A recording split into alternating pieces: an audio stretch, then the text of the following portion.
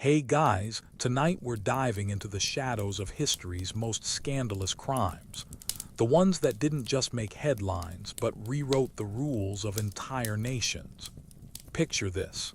You're standing in the gilded halls of Versailles, where whispers travel faster than footsteps on marble floors, and a single piece of jewelry is about to topple the most powerful monarchy in Europe.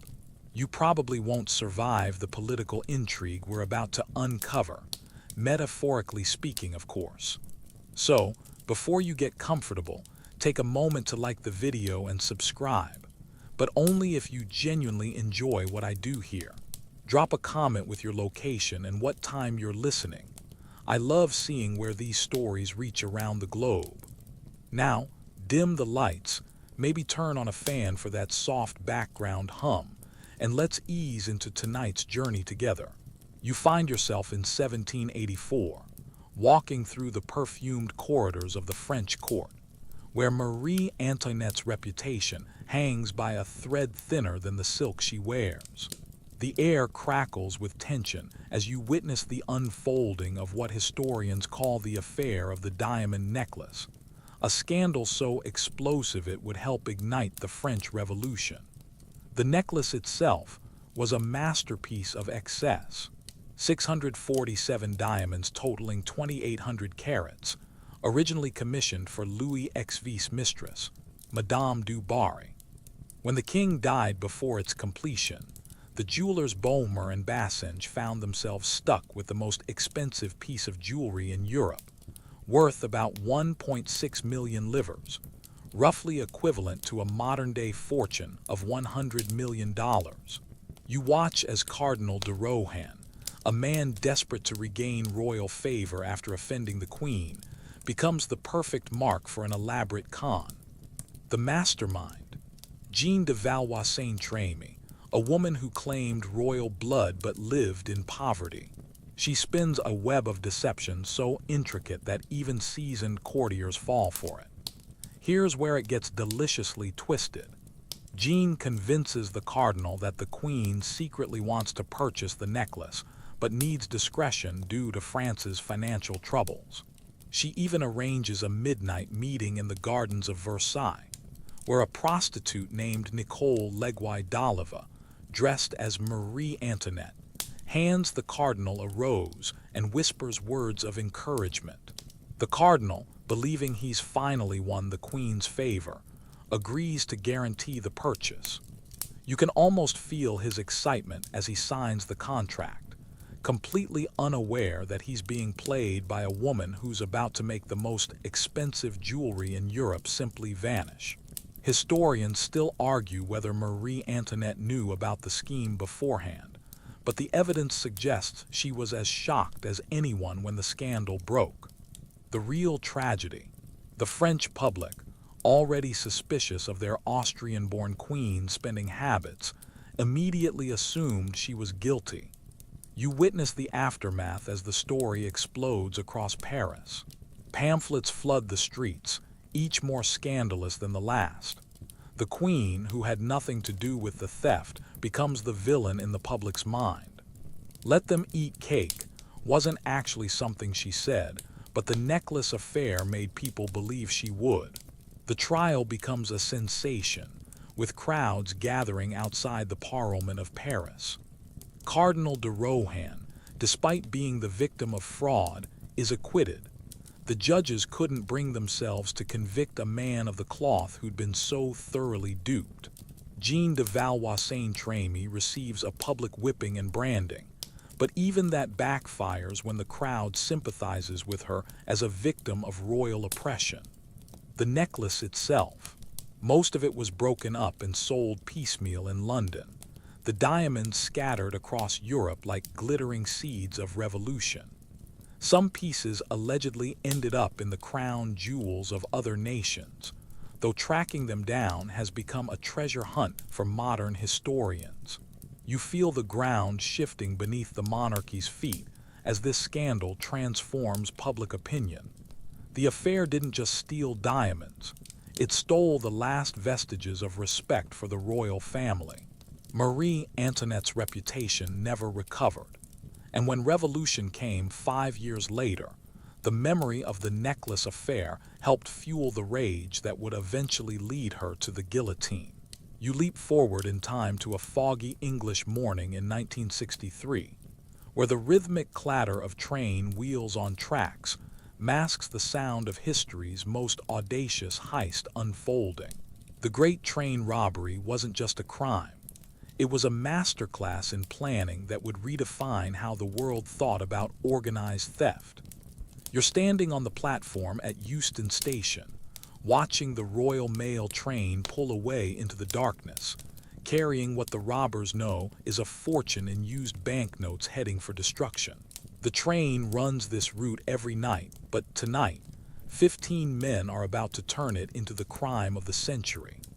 The mastermind behind this operation is Bruce Reynolds, a man who approaches robbery like a chess grandmaster approaches a tournament. You follow his meticulous planning as he spends months studying the train's schedule, route, and security measures. The target, the high-value package coach, which typically carries between £300,000 and £3 million in used banknotes being transported from Scotland to London for incineration. Here's the brilliant part. Instead of trying to break into a bank vault, they're essentially robbing money that's already been written off as destroyed. It's like stealing from a bonfire before it's lit. Technically, the money doesn't officially exist anymore. You feel the tension building as the gang takes over Leatherslade Farm in Buckinghamshire, their temporary headquarters. The plan requires split-second timing and nerves of steel. They need to stop the train at exactly the right spot, overpower the crew without serious violence, and escape with millions before anyone realizes what's happened. The night of August 8, 1963, you crouch beside the railway tracks at Bridego Bridge, watching as the gang's electrician, Roger Corddry, tampers with the signal lights. The green light goes out, replaced by a red one that will force the train to stop. It's a move so simple yet so effective that it becomes the template for countless heist movies. When the train stops, you witness the controlled chaos that follows. The gang, wearing balaclavas and armed with kashes, swarms the engine. The driver, Jack Mills, is struck on the head when he resists, an act of violence that will haunt the gang's reputation and ultimately contribute to their downfall.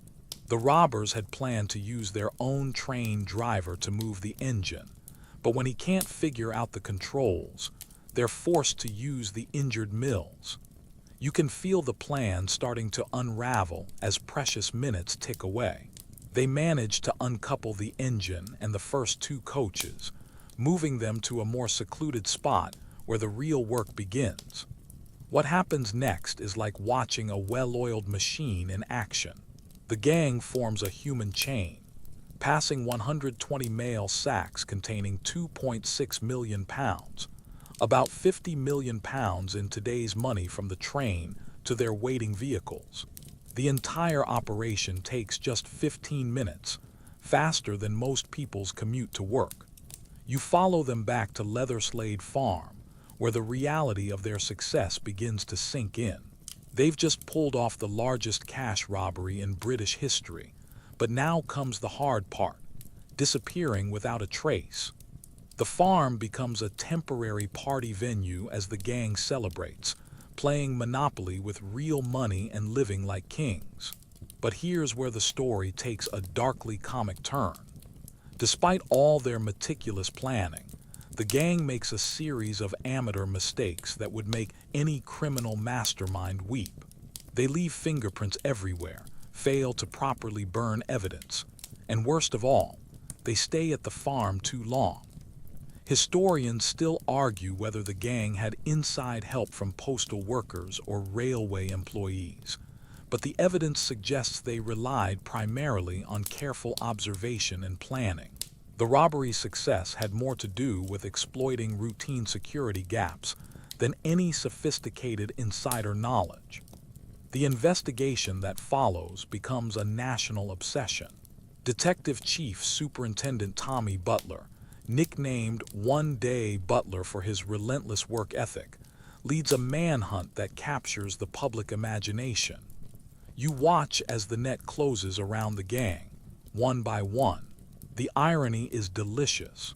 The very success that made them famous also made them impossible to hide. Spending large amounts of cash in 1960s, Britain was like lighting a beacon for police. Most of the gang is caught within months, their newfound wealth becoming evidence of their guilt. The cultural impact ripples far beyond the crime itself. The Great Train Robbery transforms how Britain thinks about criminals.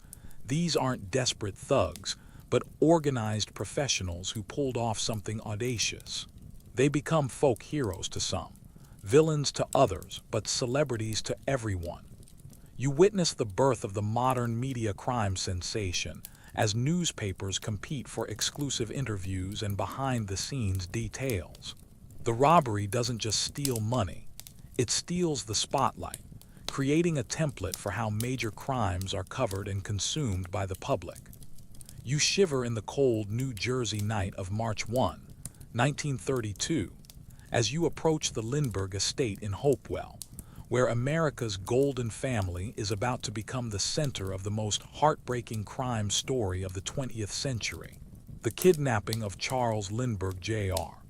doesn't just steal a child, it steals a nation's innocence and changes how we think about celebrity, media, and justice forever. You're standing outside the sprawling home of Charles Lindbergh, the aviation hero who flew solo across the Atlantic and became America's first modern celebrity. Inside, 20-month-old Charles Jr. is sleeping in his crib, unaware that he's about to become the most famous missing child in history. The Lindbergh family had broken their usual routine that night. They typically spent weekends at the estate, but had stayed an extra day because the baby had a cold. You can almost feel the weight of that small decision as it echoes through history. Sometimes the most catastrophic events hinge on the tiniest changes in pattern. At 10 p.m., you follow nursemaid Betty Gow as she discovers the empty crib. The window is open. A ransom note sits on the windowsill and muddy footprints lead away from the house. The note, written in broken English, demands $50,000, about $1 million in today's money, and warns against involving police. But this isn't just any family, and the kidnapping becomes a media circus before the ink is dry on the first newspaper extra. Charles Lindbergh was 1930s America's equivalent of a movie star, astronaut, and sports hero rolled into one. His baby's disappearance transforms from a local crime into a national tragedy within hours. You witness the investigation unfold as it becomes a masterclass in how not to handle a crime scene. Well-meaning police officers and volunteers trample evidence. Reporters bribe servants for inside information, and curiosity seekers turn the Lindbergh property into a tourist attraction. The chaos is so complete that crucial evidence is likely destroyed before experts can examine it. The ransom negotiations play out like a twisted game of cat and mouse.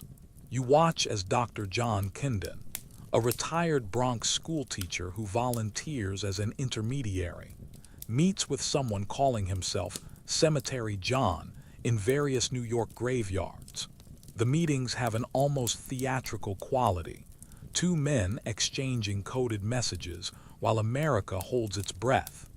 Here's where the story takes its most tragic turn. On May 12, 1932, you're present when the baby's body is discovered in woods near the Lindbergh home. The child had been dead for months, likely killed the night of the kidnapping. The ransom payments, the negotiations, the hope, all of it was built on a lie. The discovery transforms the case from kidnapping to murder, and the investigation becomes even more intense. You follow the painstaking process as investigators trace the ransom money, which was paid partially in gold certificates that would become easier to track when America went off the gold standard. The break comes more than 2 years later when Bruno Richard Hauptmann, a German immigrant and carpenter, is arrested after spending one of the marked bills at a gas station. You're there as police search his home and find more ransom money hidden in his garage, along with wood that appears to match the ladder used in the kidnapping. The trial becomes the trial of the century, a phrase that gets overused but actually fits here. You witness the media frenzy as hundreds of reporters descend on the small town of Flemington, New Jersey. The courthouse becomes a circus, with vendors selling miniature ladders as souvenirs and spectators treating the proceedings like entertainment. Historians still argue whether Hauptmann acted alone or was part of a larger conspiracy. The evidence against him was largely circumstantial, but the combination of the ransom money, handwriting analysis, and wood evidence convinced the jury. The fact that he maintained his innocence until his execution in 1936 only adds to the lingering questions. The case's impact on American society is profound and lasting. You see how it leads to the Federal Kidnapping Act, making kidnapping across state lines a federal crime punishable by death. The Lindbergh Law, as it becomes known, transforms how America prosecutes such crimes. More importantly, the case changes how we think about celebrity and privacy. The Lindberghs, traumatized by the media attention, eventually move to Europe to escape the spotlight. Their experience becomes a cautionary tale about the price of fame in the modern media age. You witness the birth of what we now call trial by media, as newspapers compete for the most sensational headlines and exclusive details. The case establishes templates for crime coverage that persist today: the grieving family, the mysterious suspect, the dramatic courtroom moments. The tragedy also reveals the dark side of American fascination with celebrity. The public's appetite for details about the Lindbergh family's private life turns their grief into entertainment, creating a dynamic that continues to shape how we consume news about famous people's misfortunes. Remember that diamond necklace that toppled a queen? The Lindbergh case shows how crime can reshape not just individual lives, but entire legal systems and cultural attitudes. The baby who never got to grow up became the catalyst for changes that affect how we investigate crimes and protect children to this day. You pace the gaslit boulevards of 1890s Paris, where the very air seems thick with conspiracy and betrayal. The Dreyfus affair isn't just a case of mistaken identity. It's a scandal that tears France apart and reveals the ugly underbelly of nationalism, anti-Semitism, and military pride. You're about to witness how one man's wrongful conviction becomes a battle for the soul of a nation. The story begins in 1894 when you find yourself in the offices of French military intelligence, where a cleaning woman working as a spy discovers a torn document in the German embassy's wastebasket. The bordereau, as it becomes known, lists French military secrets being offered to Germany. Someone in the French army is a traitor, and the hunt for the spy is about to destroy an innocent man's life. You watch as suspicion falls on Captain Alfred Dreyfus, a Jewish artillery officer from Alsace. Why him? The handwriting on the bordereau bears some resemblance to his. He has access to the type of information being sold, and most damning in the prejudiced minds of his accusers, he's Jewish in an army riddled with anti-Semitism.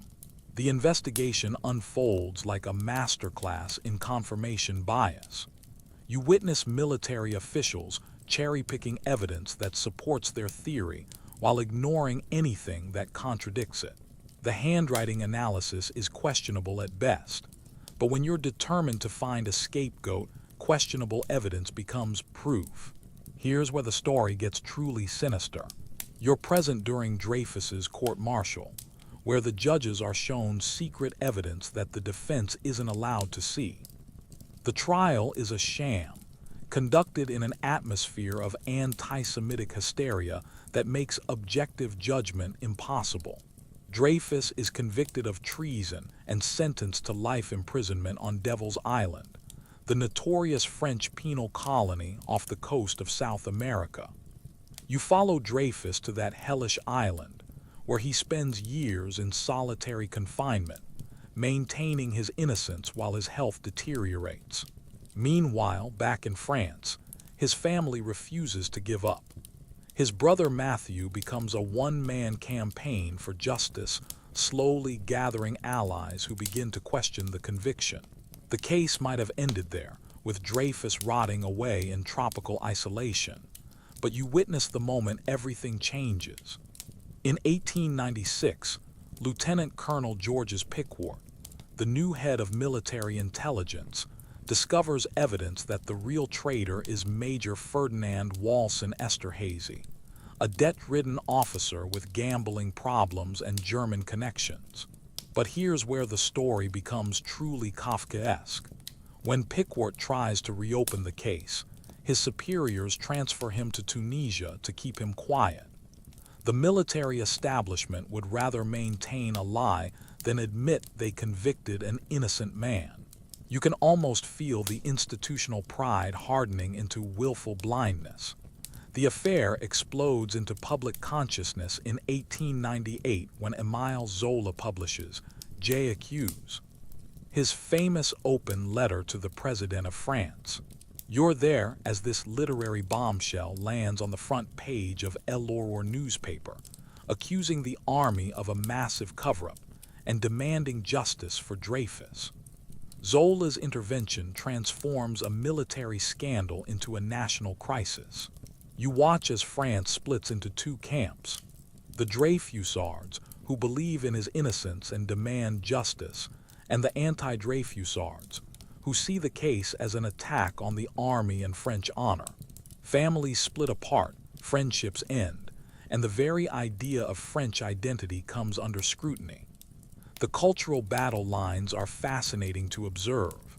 On one side, you have intellectuals, Republicans, and those who believe in individual rights and justice. On the other, you find nationalists, monarchists, Catholics, and those who prioritize institutional authority over individual truth. It's like watching the birth of modern political polarization.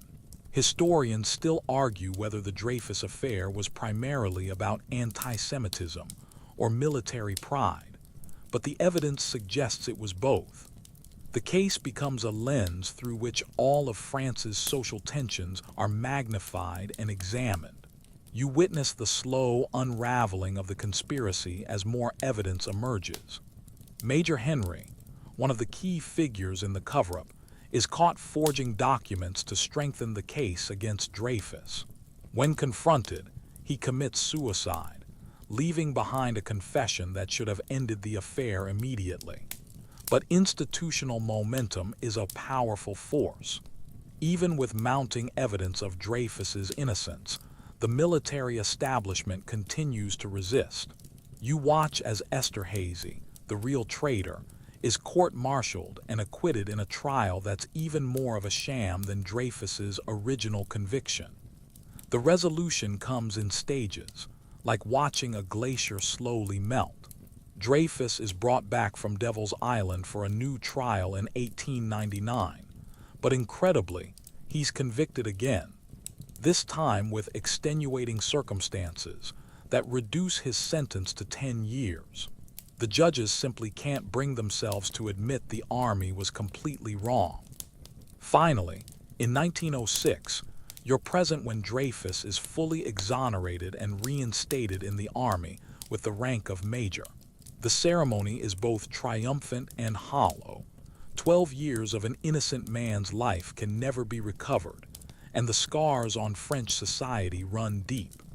The Dreyfus affair becomes a turning point in how we think about justice, media, and the power of public opinion. Like that train robbery that showed how crime could become entertainment, the Dreyfus case demonstrates how injustice can become a rallying cry for social change. You wander through the sun-bleached streets of 1940s Los Angeles, where palm trees cast long shadows and the Hollywood dream factory churns out fantasies for a world recovering from war. But you're not here for the glamour. You're following the trail of the most notorious unsolved murder in American history. A case so brutal and mysterious that it transforms how we think about crime, media, and the dark side of the American dream. The morning of January 15, 1947, finds you walking through Lamert Park with Betty Bersinger, a young mother taking her 3-year-old daughter for a stroll. What she discovers in a vacant lot will haunt Los Angeles forever. The body of a young woman, cut in half at the waist, drained of blood, and posed with grotesque precision. The victim is Elizabeth Short, a 22-year-old aspiring actress from Massachusetts who came to Hollywood chasing stardom like thousands of others. You watch as the media immediately transforms her into the Black Dahlia, a nickname that captures both her beauty and the darkness of her fate. The moniker comes from her habit of wearing black clothing and a popular film noir of the time. But it also reflects how the press turns real tragedy into marketable mystery. You're present as the investigation unfolds, revealing a young woman whose life was far more complex than the Hollywood hopeful narrative suggests. Short lived a transient lifestyle, staying with friends and acquaintances, working various jobs, and struggling with the reality that stardom was much harder to achieve than the movies made it seem. The crime scene tells a chilling story. You observe as detectives note the surgical precision of the mutilation, the complete absence of blood at the scene, and the careful positioning of the body. This wasn't a crime of passion. It was methodical, calculated, and designed to shock. The killer had kept the body for days before dumping it, suggesting a level of planning that makes your skin crawl. Here's where the case becomes a media phenomenon that changes everything. The Los Angeles press, led by the Examiner and Herald Express, turns the Black Dahlia murder into the biggest story of the decade. You watch as reporters compete for the most sensational headlines, often creating facts when real information runs short. The investigation becomes a circus as hundreds of people confess to the murder, each seeking their moment of fame. You follow detectives as they waste countless hours chasing false leads from attention seekers, mentally ill individuals, and publicity hounds. The real killer likely watches from the shadows as chaos consumes the investigation. The case reveals the dark side of Hollywood's dream factory. You discover that Short's life in Los Angeles was a series of disappointments and compromises. She never got the screen test that would launch her career, never found the stability she craved, and never escaped the cycle of dependence on others that characterized her final months. The media coverage establishes templates for crime reporting that persist today. You witness the birth of the beautiful victim narrative, where attractive young women who meet violent ends receive disproportionate attention compared to other murder victims. The Black Dahlia becomes the prototype for countless similar cases that follow. Historians still argue about the killer's identity, with theories ranging from a deranged surgeon to a Hollywood insider to a random psychopath. The most compelling suspects include George Hodel, a wealthy doctor whose own son later accused him of the crime, and various Hollywood figures who had connections to Short in her final days. The investigation's failures become a case study in how not to handle a high-profile murder. You observe as evidence is contaminated, witnesses are coached, and the media circus interferes with legitimate police work. The pressure to solve the case quickly leads to shortcuts that ultimately make solving it impossible. The cultural impact extends far beyond the crime itself. You see how the Black Dahlia murder becomes a symbol of Hollywood's dark underbelly, inspiring countless books, movies, and TV shows. The case taps into deep anxieties about urban life, female vulnerability, and the price of pursuing dreams in an unforgiving city. The forensic techniques available in 1947 were primitive compared to today's standards, but you witness early attempts at criminal profiling and psychological analysis. The case becomes a learning experience for law enforcement, highlighting the need for better evidence preservation and media management. You follow the ripple effects as the murder changes how Los Angeles thinks about itself. The city's image as a sunny paradise where dreams come true is forever tainted by the knowledge that monsters lurk in the shadows. The Black Dahlia case becomes part of the noir mythology that defines mid-century Los Angeles. The investigation officially remains open, though most of the original detectives and suspects are long dead. You observe how the case has become a cottage industry for amateur sleuths, true crime enthusiasts, and conspiracy theorists, each convinced they've solved the mystery that stumped professional investigators. Remember that Lindbergh baby whose kidnapping changed American law. The Black Dahlia murder changes American media, establishing the template for how we consume stories about beautiful victims and unsolved mysteries. Elizabeth Short's death becomes more famous than her life ever was, a tragic irony that reflects our culture's fascination with violence and celebrity. The case endures because it represents something larger than one woman's murder. It's a story about dreams deferred, promises broken, and the dark side of American optimism. In a city built on illusion, the Black Dahlia murder was a dose of brutal reality that no amount of Hollywood magic could erase. You tiptoe through the marble corridors of the White House in the early 1970s, where the most powerful man in the world is about to become undone by something as simple as magnetic tape. The Watergate scandal doesn't just topple a presidency. It fundamentally changes how Americans view their government and creates a template for political scandals that echoes through every administration since. The story begins on June 17, 1972, when you find yourself crouched in the shadows of the Watergate complex in Washington, D.C. 5 men are breaking into the Democratic National Committee headquarters, armed with cameras, wiretapping equipment, and enough cash to suggest this isn't your average burglary. What they don't know is that a security guard named Frank Wills is about to discover the tape they've placed over door locks, setting in motion the most consequential political scandal in American history. You watch as the burglars, later dubbed the plumbers, because they were supposed to stop leaks, are arrested in what initially appears to be a third-rate burglary.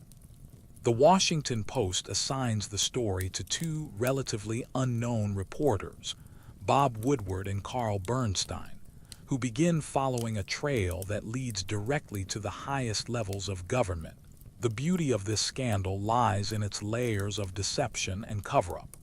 You witness President Nixon's administration initially dismissing the break-in as a third-rate burglary attempt, but the reporters keep digging. They discover connections between the burglars and the committee to re-elect the president, an organization so acronym unfortunate that it becomes known as CREEP. Here's where the story becomes a masterclass in investigative journalism. You follow Woodward as he meets with his mysterious source, Deep Throat, in underground parking garages. The cloak and dagger meetings, complete with coded signals involving flower pots and newspaper positioning, read like something from a spy novel. The source's identity remains one of Washington's greatest mysteries for over 30 years, until FBI Associate Director Mark Felt reveals himself as Deep Throat in 2005. You're present in the Oval Office as Nixon and his advisors discuss damage control, unaware that their conversations are being recorded by the president's own secret taping system. The irony is delicious. Nixon, paranoid about leaks and enemies, creates the very evidence that will destroy him. Every conversation about the cover-up, every discussion of hush money, every moment of presidential profanity is captured for posterity. The investigation expands like ripples in a pond as you discover the broader pattern of abuse. The Watergate break-in wasn't an isolated incident, but part of a larger campaign of political espionage and dirty tricks. You learn about the White House plumbers, a covert unit created to stop information leaks that ended up creating the biggest leak of all. The Senate Watergate hearings, beginning in May 1973, transformed the scandal from a newspaper story into a national obsession. You watch as millions of Americans tune in to see their government's dirty laundry aired in public. The hearings introduce the nation to a cast of characters that reads like a political thriller. The loyal soldier H.R. Haldeman, the ambitious John Ehrlichman, the mysterious E. Howard Hunt, and the man who becomes the star witness, White House counsel John Dean.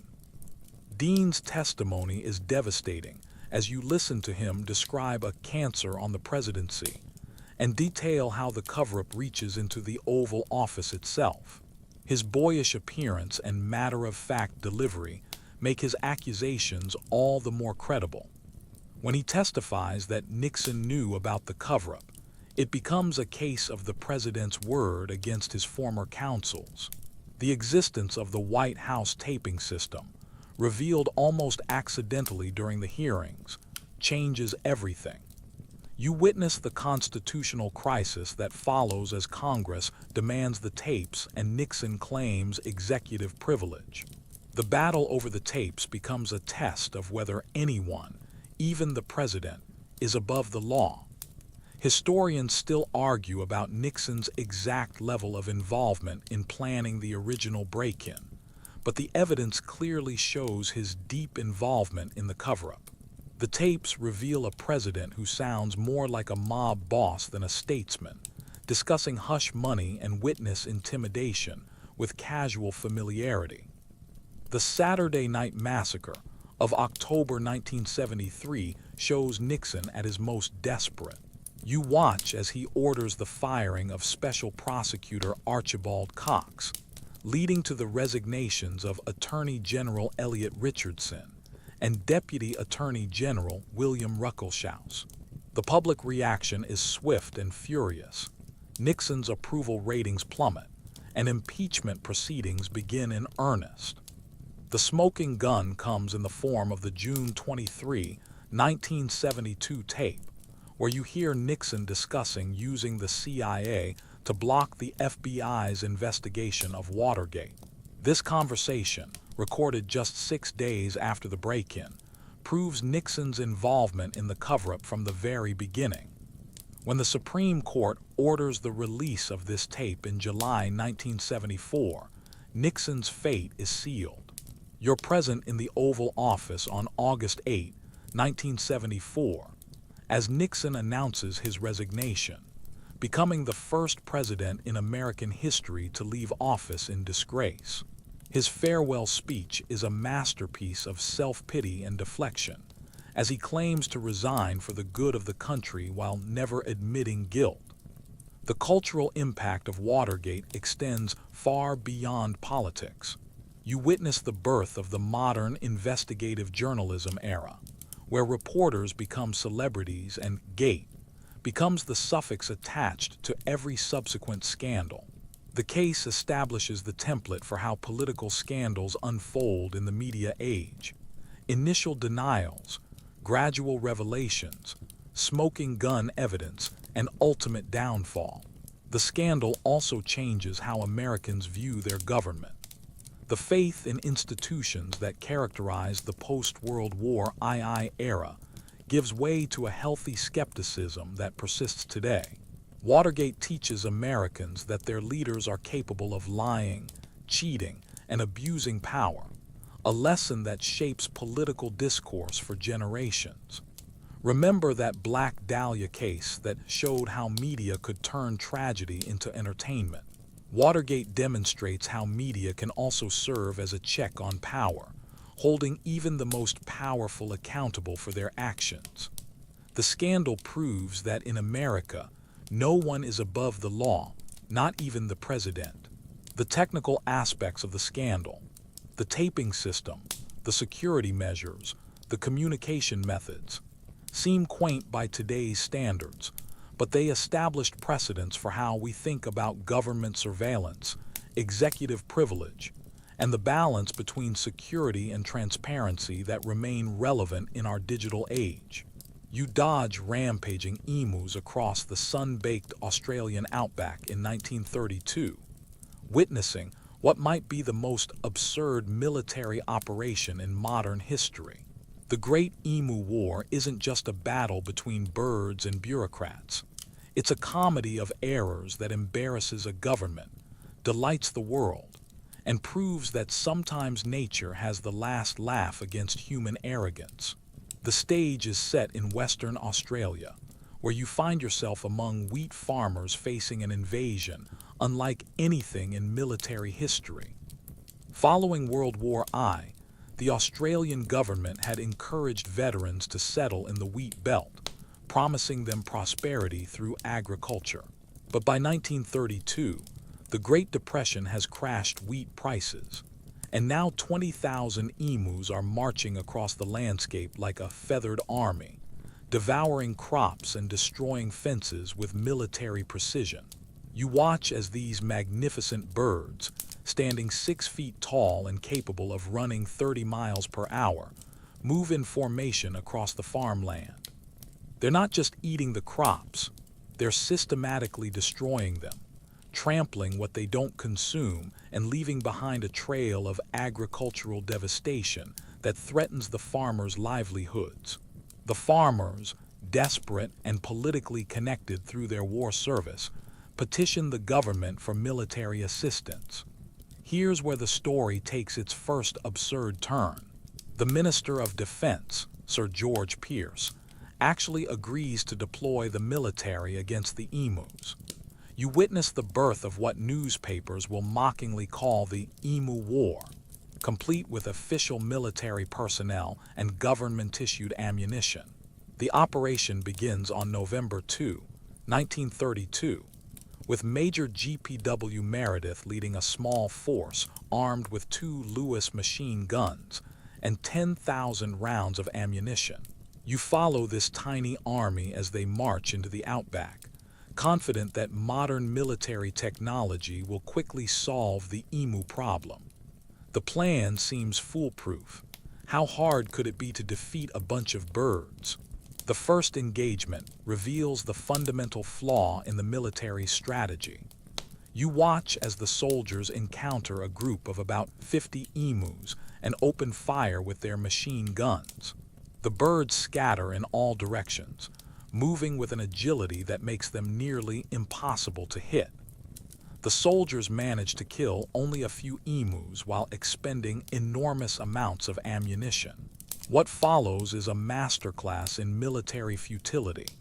You observe as the emus demonstrate tactical awareness that would impress any general. They post sentries while feeding, scatter when attacked, and regroup at safe distances. The birds seem to understand that the machine guns have limited range and mobility, staying just out of effective firing distance while continuing their crop destruction. The media coverage turns the operation into a national joke. You read newspaper headlines that treat the conflict like a legitimate military campaign, complete with casualty reports and strategic analysis.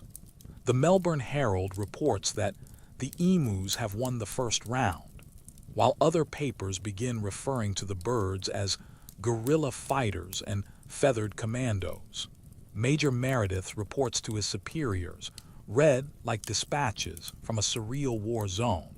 He describes the emus as extremely difficult to kill, and notes that even when hit multiple times, the birds often continue running.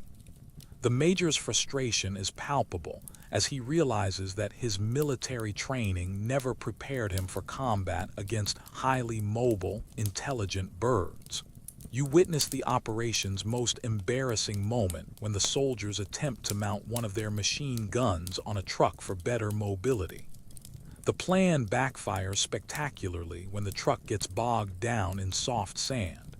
The gun mount proves unstable, and the emus simply outrun the vehicle. The image of Australian soldiers chasing emus with a machine gun mounted on a truck becomes a symbol of bureaucratic absurdity. After 6 days of combat, the military withdraws in defeat. The official casualty count is devastating for the humans. Approximately 2,500 rounds of ammunition expended for an estimated 50 emu deaths. That's 50 bullets per bird, making this possibly the most inefficient military operation in history. The emus, meanwhile, continue their agricultural rampage largely unimpeded. Historians still argue about whether the operation was a genuine military response or a publicity stunt gone wrong, but the evidence suggests the government took it seriously. The deployment of regular army personnel and equipment indicates this wasn't just a symbolic gesture. It was a real attempt to solve an agricultural problem with military force. The international reaction is swift and merciless. You watch as newspapers around the world pick up the story, turning Australia into a laughingstock.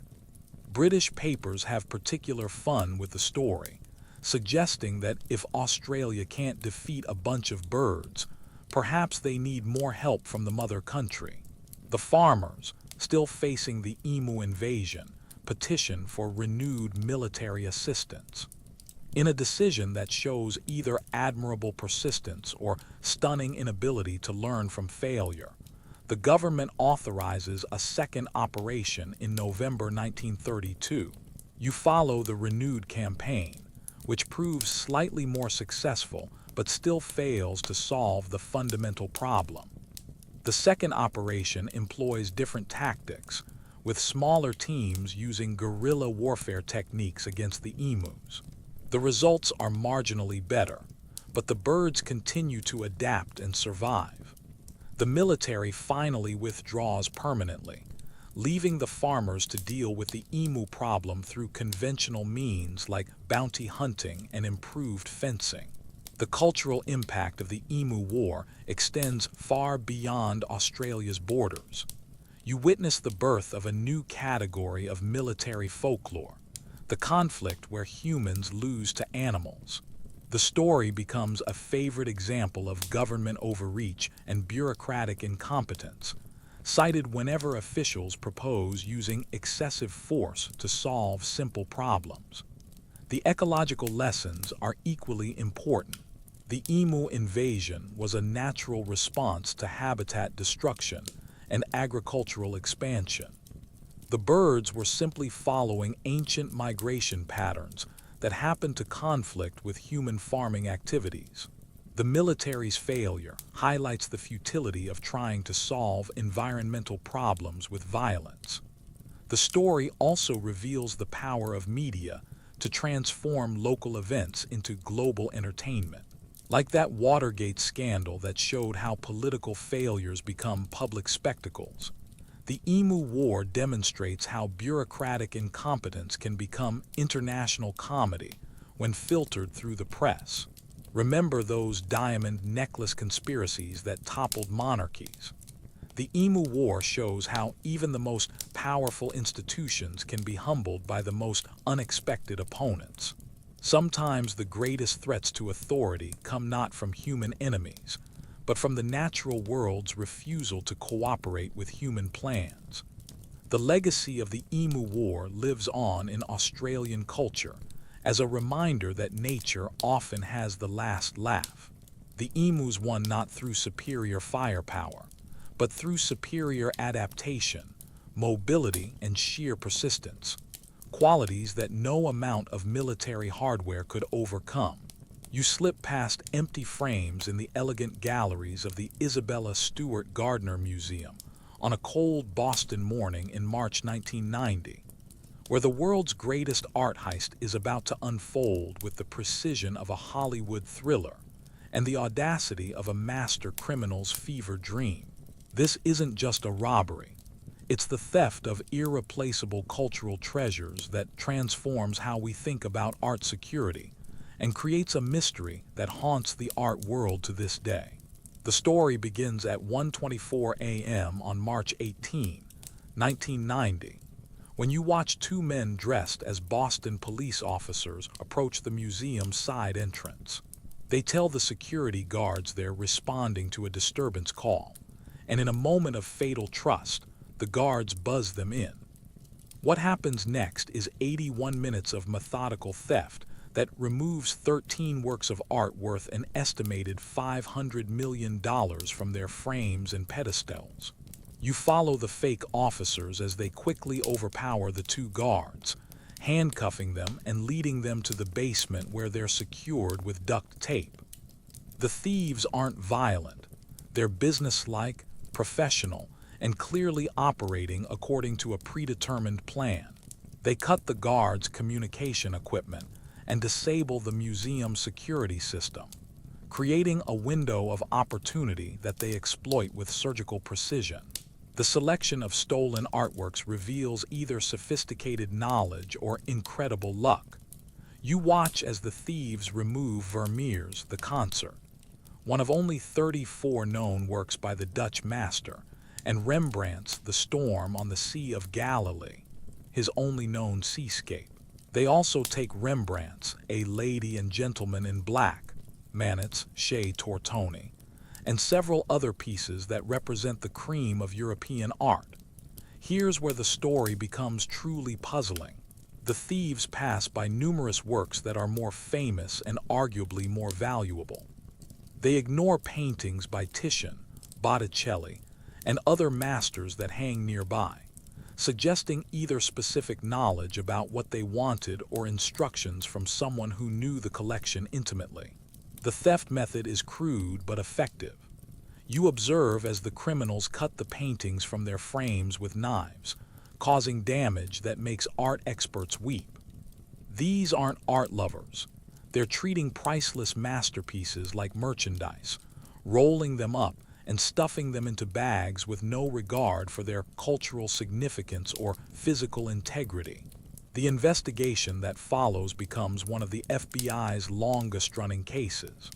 You watch as agents interview hundreds of suspects, follow thousands of leads, and pursue theories ranging from organized crime connections to international art smuggling rings.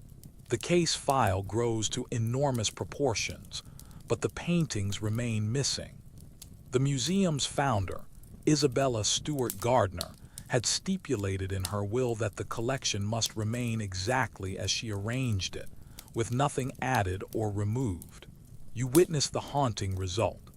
Empty frames hanging on the walls where the stolen masterpieces once resided, serving as constant reminders of the loss and hope for eventual recovery. The cultural impact extends far beyond the art world. You see how the heist transforms museum security practices worldwide, leading to upgraded alarm systems, better guard training, and more sophisticated surveillance technology. The Gardner theft becomes a case study in how cultural institutions must balance public access with protection of irreplaceable treasures. The investigation reveals the shadowy world of art crime, where stolen masterpieces become currency in underground markets. You learn about the challenges of selling stolen art. Famous works are impossible to display publicly, making them valuable only to private collectors willing to own art they can never show. Historians still argue about the thieves' identities and motivations, but several theories have emerged over the decades. The most compelling involves connections to organized crime, possibly as collateral for drug deals or as bargaining chips in legal negotiations. The timing of the theft, just after St. Patrick's Day, has led some to suspect Irish Republican Army connections. The FBI has pursued leads across the globe, from Boston's underworld to European art dealers to private collectors in Japan. You follow investigators as they chase rumors of the paintings being spotted in various locations, each lead raising hopes that are ultimately dashed when the works fail to materialize. The psychological impact on the art community is profound. You witness how the theft creates a sense of vulnerability among museum professionals who realize that no collection, no matter how well protected, is completely safe. The Gardner heist becomes a nightmare scenario that influences security planning at cultural institutions worldwide. The case also highlights the unique challenges of art crime investigation. Unlike other stolen property, masterpiece paintings can't be replaced or easily valued. Their cultural significance transcends monetary worth, making their loss a tragedy for all humanity, not just the museum that housed them. The reward for information leading to the painting's recovery has grown to $10 million, making it one of the largest rewards in FBI history. You observe how this enormous sum attracts countless tips and false leads, creating a cottage industry of amateur sleuths and con artists claiming knowledge of the painting's whereabouts. The technological advances since 1990 have transformed how such investigations are conducted. You see how modern DNA analysis, digital surveillance, and international cooperation might have prevented or solved the theft if it occurred today. The Gardner case represents both the last of the old-school art heists and the first of the modern era's unsolved mysteries. The empty frames in the Gardner Museum have become tourist attractions in their own right, drawing visitors who come to see what's not there. The absence of the paintings creates a powerful emotional impact, making the loss tangible in a way that photographs or descriptions never could. Remember that emu war that showed how the best-laid plans can go awry. The Gardner heist demonstrates how meticulous planning can succeed beyond the criminal's wildest dreams, creating a mystery that endures decades after the crime. The thieves got away with their prize, but they also created a puzzle that continues to fascinate investigators and art lovers alike. The case remains active, with the FBI still pursuing leads and the museum still hoping for the painting's return. Every few years, new theories emerge, witnesses come forward, and hopes are raised, only to be dashed when the leads prove false. The Gardner heist has become more than a crime. It's a cultural phenomenon that represents the eternal struggle between those who would preserve beauty and those who would exploit it. You crouch in the shadows of a Boston alley on a frigid January night in 1950, watching as 11 men in Halloween masks and chauffeur caps prepare to execute what will become known as the crime of the century. The Brink's job isn't just a robbery. It's a masterpiece of planning and execution that captures America's imagination and then falls apart through the most human of failings: greed, paranoia, and the inability to keep secrets. The Brink's Armored Car Company building at 165 Prince Street looks impregnable from the outside, but you've been watching the gang case this target for over a year. Led by Tony Pino, a career criminal with an almost obsessive attention to detail, the crew has turned robbery planning into an art form. They've studied guard schedules, memorized security procedures, and even made keys to every lock in the building. You follow Pino as he conducts what amounts to a graduate course in criminal reconnaissance. Night after night, he and his crew observe the building, timing the guards' movements down to the minute. They discover that the supposedly secure facility has laughably weak security. Guards often leave doors unlocked, alarms are frequently disabled, and the company's confidence in their reputation has made them careless. The preparation phase reads like a heist movie script. You watch as the gang members take legitimate jobs that give them access to the building during business hours, allowing them to study the layout and security measures from the inside. They photograph locks, measure distances, and create detailed floor plans that would impress any architect. Here's where the story becomes almost comically thorough. The gang doesn't just plan to rob Brinks, they rehearse it. You observe as they build a replica of the building's interior in a warehouse, practicing their movements until they can navigate the facility blindfolded. They time every aspect of the operation, from entry to escape, with the precision of a military operation. The night of January 17, 1950, you witness the culmination of all this planning as the gang strikes with clockwork precision. They enter the building through a door they've secretly modified, disable the few security measures that are actually functioning, and make their way to the vault area where Brink stores cash and securities for transport. The robbery itself is almost anticlimactic after all the preparation. You watch as the masked men surprise 5 Brinks employees who are preparing the next day's shipments, tie them up with minimal violence, and systematically loot the vault. The entire operation takes less than 30 minutes, and the gang escapes with $2.7 million in cash and securities, equivalent to about $30 million today. The immediate aftermath shows the gang at their most disciplined. You follow them as they divide the loot according to a predetermined formula, with each member receiving about $100,000 in cash. They agree to lay low for 6 years, the statute of limitations for armed robbery in Massachusetts, before spending their shares freely. The investigation that follows becomes one of the FBI's most intensive efforts. You watch as agents interview thousands of suspects, follow countless leads, and gradually piece together the gang's identities. The case becomes a test of the Bureau's investigative capabilities and helps establish many of the techniques still used in major crime investigations today. The gang's downfall begins with their greatest strength, their meticulous planning. You observe how their very thoroughness creates evidence that eventually leads to their capture. The keys they made, the surveillance they conducted, the jobs they took, all of it leaves traces that skilled investigators can follow. The psychological pressure of sitting on such a large score begins to fracture the gang's unity. You witness the paranoia that sets in as members begin to suspect each other of talking to police or planning to break the agreement about not spending the money.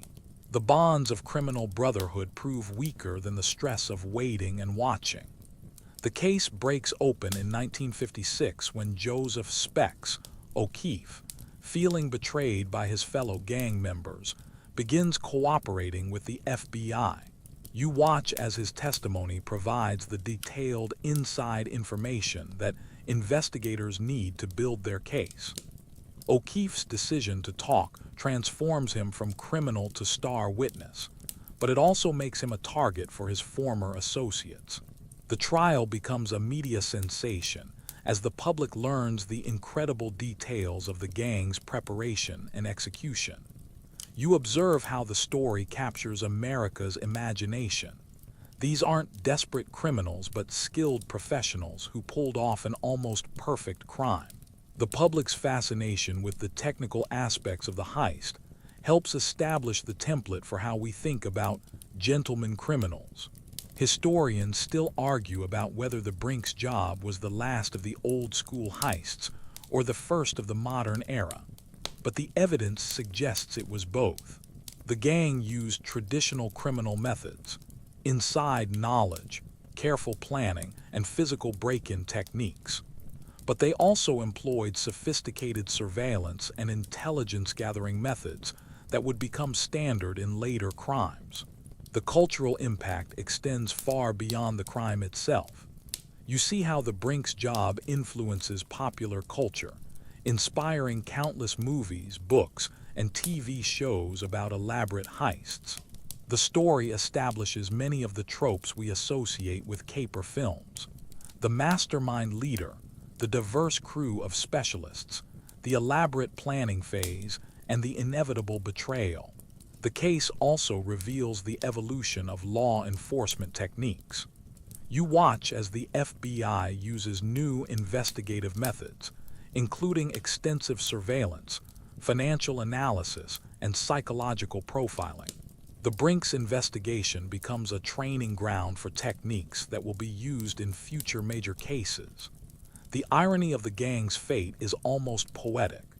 You observe how men who spent years planning the perfect crime are undone by their inability to plan for success. The money they stole becomes a burden rather than a blessing, creating suspicion and paranoia that ultimately destroys them. Most of the stolen money is never recovered, leading to decades of speculation about hidden caches and secret accounts. You follow treasure hunters and amateur investigators as they search for the missing millions, turning the Brinks job into a real-life treasure hunt that continues to this day. Remember that Gardner Museum heist that showed how art thieves could disappear with priceless treasures? The Brinks job demonstrates how even the most successful criminals can be undone by human nature. The gang's technical perfection couldn't overcome their emotional weaknesses, proving that in crime, as in life, the human element is often the most unpredictable factor. The case establishes Boston as a center for sophisticated criminal activity, a reputation that influences how the city is portrayed in popular culture for decades. The Brinks job becomes part of Boston's criminal folklore, alongside other famous cases that give the city its reputation for producing smart, tough criminals who can plan elaborate schemes but struggle with the aftermath of success. You eavesdrop on smoky London parties in the swinging 60s, where champagne flows like water and secrets are currency more valuable than sterling. The Profumo affair isn't just a sex scandal. It's a perfect storm of espionage, politics, and social upheaval that brings down a government and marks the end of Britain's deferential age. You're about to witness how a cabinet minister's lies about his love life become a national security crisis that changes British politics forever. The story begins in July 1961 at Cliveden, the magnificent country estate of Lord Astor, where you find yourself poolside watching a scene that could have been choreographed by a spy novelist. John Profumo, the Secretary of State for War, is enjoying a weekend party when he encounters Christine Keeler, a 19-year-old model and showgirl, swimming naked in the estate's pool. The attraction is immediate and mutual, but what neither of them knows is that this chance meeting will trigger a scandal that reaches the highest levels of British government. You follow the development of their affair as it unfolds against the backdrop of Cold War paranoia. Profumo, married to actress Valerie Hobson, begins a passionate relationship with Keeler that seems like a typical case of a powerful older man and a beautiful younger woman. But you quickly discover that Keeler is also involved with Captain Eugene Ivanov, a Soviet naval attaché who is almost certainly a spy. The security implications are staggering. You watch as Profumo, one of Britain's most senior defense officials, shares pillow talk with a woman who is simultaneously sleeping with a Soviet intelligence officer. The potential for blackmail, espionage, and security breaches creates a nightmare scenario for MI5, Britain's domestic intelligence service. Here's where the story becomes a masterclass in how personal indiscretions can become national crises. Keeler moves in a world of call girls, society photographers, and West Indian drug dealers that exists parallel to, but occasionally intersects with the highest levels of British society. You observe how this demi-monde operates, with its own rules, loyalties, and dangers. The affair might have remained secret, but you witness how a shooting incident in December 1962 begins to unravel the web of relationships. When Keeler's Jamaican boyfriend, Johnny Edgecombe, fires shots at the home of her friend Mandy Rice Davies, The police investigation begins to expose the connections between Keeler, Profumo, and the shadowy world of 1960s London nightlife. The media coverage starts slowly but builds into a feeding frenzy as journalists begin to piece together the story. You watch as newspapers, constrained by Britain's strict libel laws, publish increasingly bold hints about a minister and a model without naming names. The public begins to play a guessing game that turns the scandal into a national obsession. The political establishment's initial response is to close ranks and protect one of their own. You observe how Conservative Party leaders, including Prime Minister Harold Macmillan, choose to believe Profumo's denials rather than investigate the allegations thoroughly. This decision will prove catastrophic for the government's credibility. The scandal explodes into public view in March 1963, when Labour MP George Wigg uses parliamentary privilege to ask questions about the rumoured affair. You're present in the House of Commons as Profumo makes his fateful statement, denying any impropriety whatever in his relationship with Keeler. The lie is told with such conviction that even his critics are momentarily convinced. But you know what Profumo doesn't: that Christine Keeler is about to become the most famous woman in Britain. Her story, told through newspaper interviews and court appearances, reveals a world of sex, drugs, and espionage that shocks the British public. The contrast between the respectable facade of the Conservative government and the sordid reality of the scandal becomes impossible to ignore. The investigation deepens as you follow the connections between the various players. Stephen Ward, the osteopath who introduced Keeler to both Profumo and Ivanov, emerges as a central figure whose parties brought together politicians, spies, and call girls in a mixture that was always potentially explosive. Historians still argue about whether any actual espionage took place, but the evidence suggests that the security breach was more potential than actual. Ivanov was certainly a spy, and he certainly tried to extract information from his British contacts, but there's no proof that he succeeded in obtaining significant intelligence through his relationship with Keeler. The cultural impact of the scandal extends far beyond politics. You witness how the Profumo affair becomes a symbol of the changing times, representing the clash between traditional British values and the emerging permissive society of the 1960s.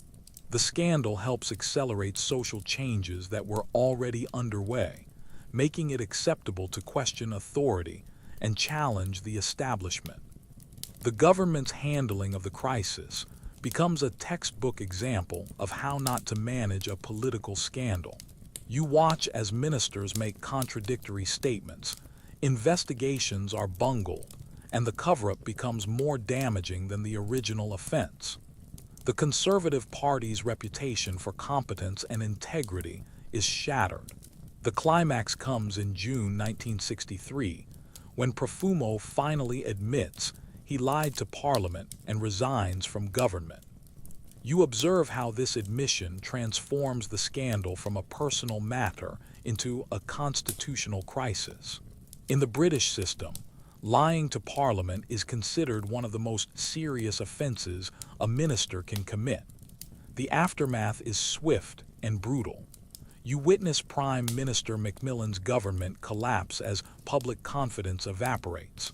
The Conservatives lose the 1964 general election, ending 13 years of Tory rule and ushering in the Labour government of Harold Wilson.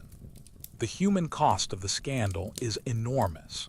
You follow the tragic fate of Stephen Ward, who becomes a scapegoat for the entire affair and commits suicide during his trial for living off immoral earnings. His death adds a dark note to what had been treated as a somewhat comic scandal about sex and politics.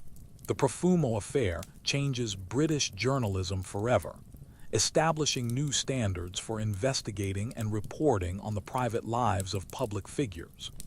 You see how the scandal breaks down the traditional barriers between public and private life, creating expectations of transparency that persist to this day. Remember that Brink's job that showed how perfect planning could be undone by human weakness. The Profumo affair demonstrates how personal failings can have national consequences, proving that in politics, as in crime, the cover-up is often worse than the original offense. The scandal becomes a template for how personal scandals can bring down governments and change the course of history. The case also reveals the interconnected nature of Cold War espionage, where the personal and political spheres overlap in dangerous ways. The affair shows how intelligence services operate in the shadows of high society, using human relationships as tools for gathering information and exerting influence. You scanned supermarket shelves in Chicago during the autumn of 1982, your heart pounding as you realize that something as innocent as a bottle of pain reliever has become a weapon of mass terror. The Tylenol murders don't just kill 7 people. They fundamentally change how we think about product safety, corporate responsibility, and the vulnerability of everyday life in modern America. The nightmare begins on September 29, 1982, when you follow 12-year-old Mary Kellerman as she wakes up with a cold and reaches for what should be a harmless remedy. Her parents give her extra-strength Tylenol, and within hours she's dead. What no one knows yet is that someone has tampered with Tylenol capsules, filling them with potassium cyanide, a poison so deadly that a few grains can kill an adult in minutes. You witness the horror unfold as more victims fall throughout the Chicago area. Adam Janus, a 27-year-old postal worker, dies after taking Tylenol for chest pain.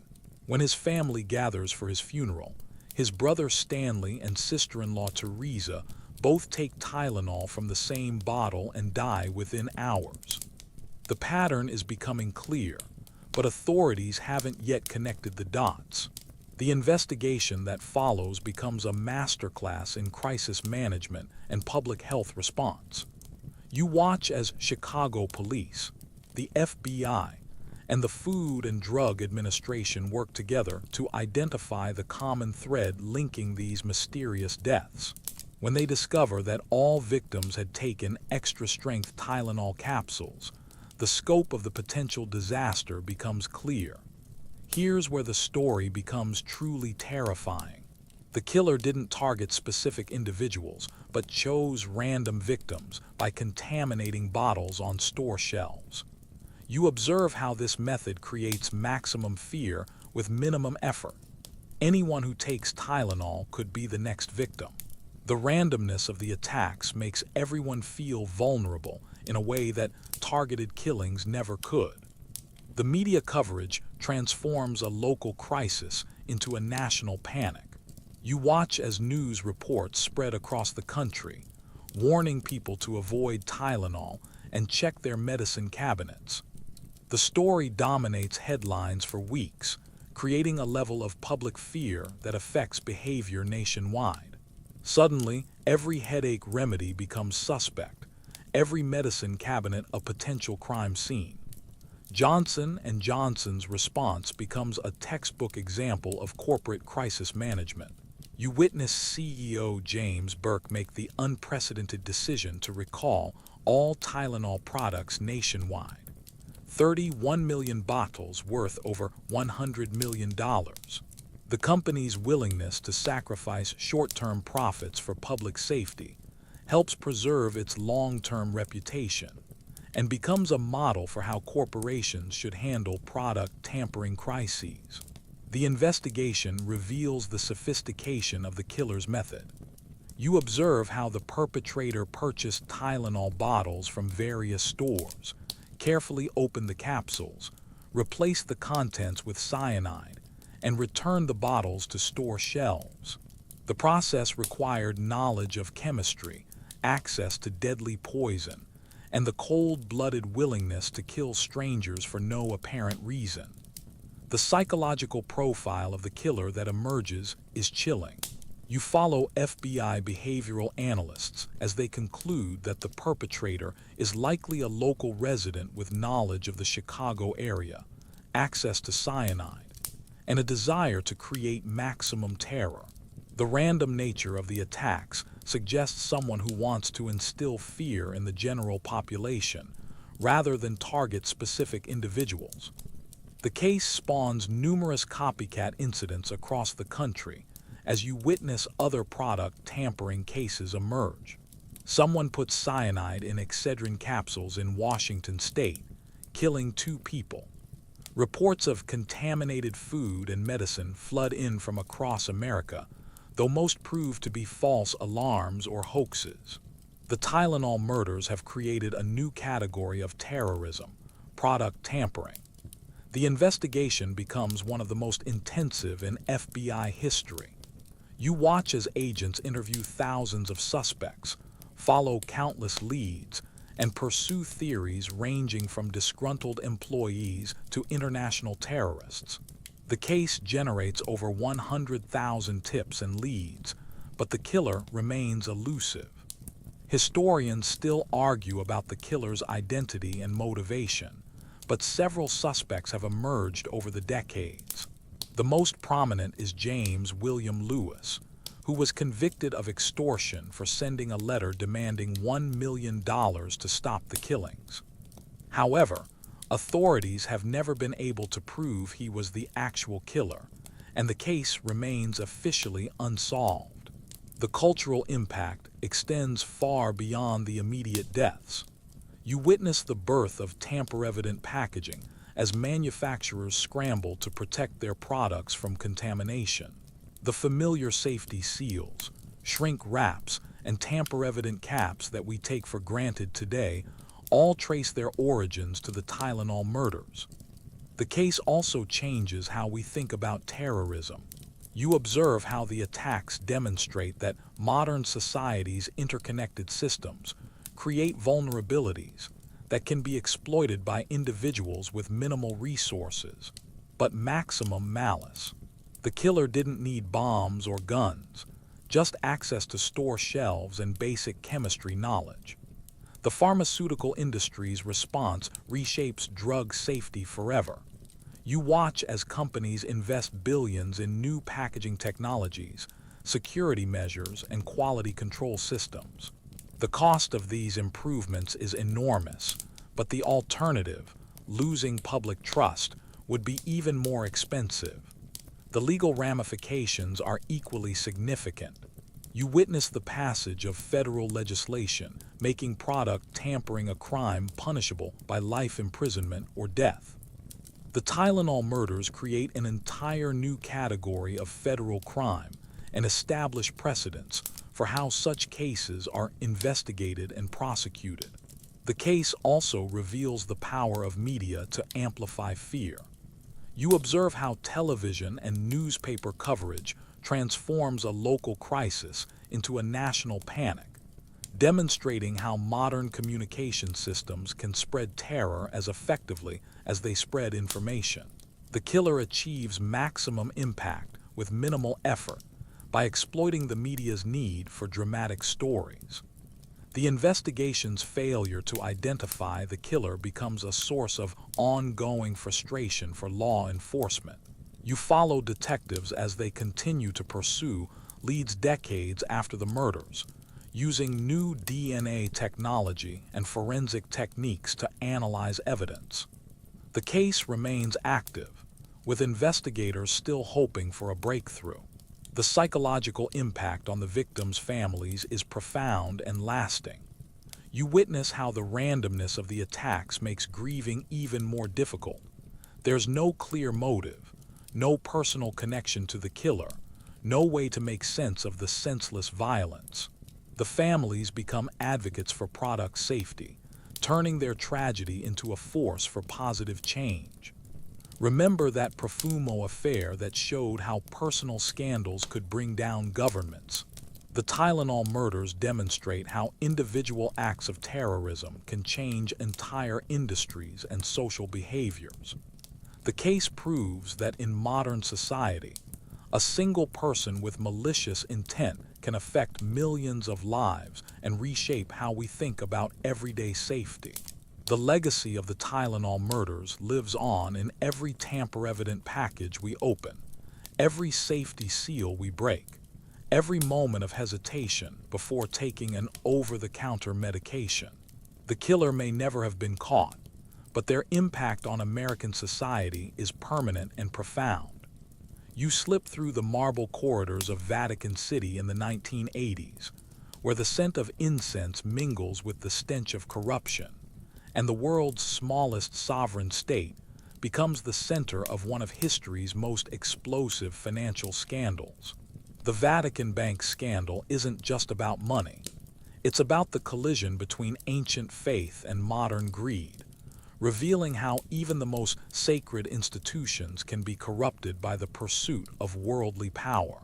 The story begins with the Istituto per l'Opera di Religione, known as the Vatican Bank, an institution shrouded in secrecy and protected by both canon law and international banking regulations. You discover that this bank, ostensibly created to manage the Catholic Church's finances and charitable works, has become something far more sinister, a money laundering operation that serves some of the world's most dangerous criminals. You follow the rise of Archbishop Paul Marcinkus, an American prelate who transforms from a small-town priest into one of the most powerful figures in Vatican finance.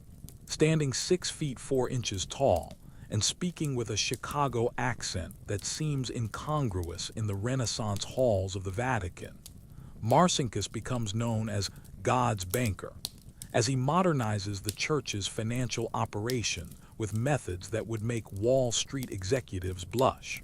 The Vatican's financial problems stem from a fundamental contradiction you observe throughout the scandal. The church needs money to fund its global operations, but it also claims to be above the worldly concerns of profit and loss. This tension creates opportunities for those willing to exploit the gap between spiritual ideals and financial reality. You witness how Marcinkus partners with Roberto Calvi, the chairman of Banco Ambrosiano, Italy's largest private bank. Calvi, known as God's banker, a title he shares with Marcinkus, creates a complex web of shell companies and offshore accounts that allow money to flow between the Vatican Bank and various criminal enterprises. The relationship between these two men becomes the axis around which one of the greatest financial scandals in history revolves. The operations you observe are breathtakingly complex. Money flows from the Vatican Bank to companies in Panama, Luxembourg, and the Bahamas, then back to Italy through a maze of transactions designed to obscure its origins. The system is so sophisticated that it takes investigators years to untangle the web of financial relationships that Calvi and Marcinkus have created. Here's where the story becomes truly sinister. You discover that the Vatican Bank is being used to launder money for the Sicilian Mafia, right-wing political groups, and various criminal organizations. The same institution that collects donations from faithful Catholics around the world is simultaneously serving as a conduit for some of the most dangerous criminals on earth. The scandal explodes into public view in 1982 when Roberto Calvi is found hanging from Blackfriars Bridge in London, his pockets filled with stones and cash. You witness how this dramatic death, initially ruled suicide but later determined to be murder, exposes the dangerous world of Vatican finance and the deadly consequences of crossing the wrong people. The investigation that follows reveals the staggering scope of the corruption.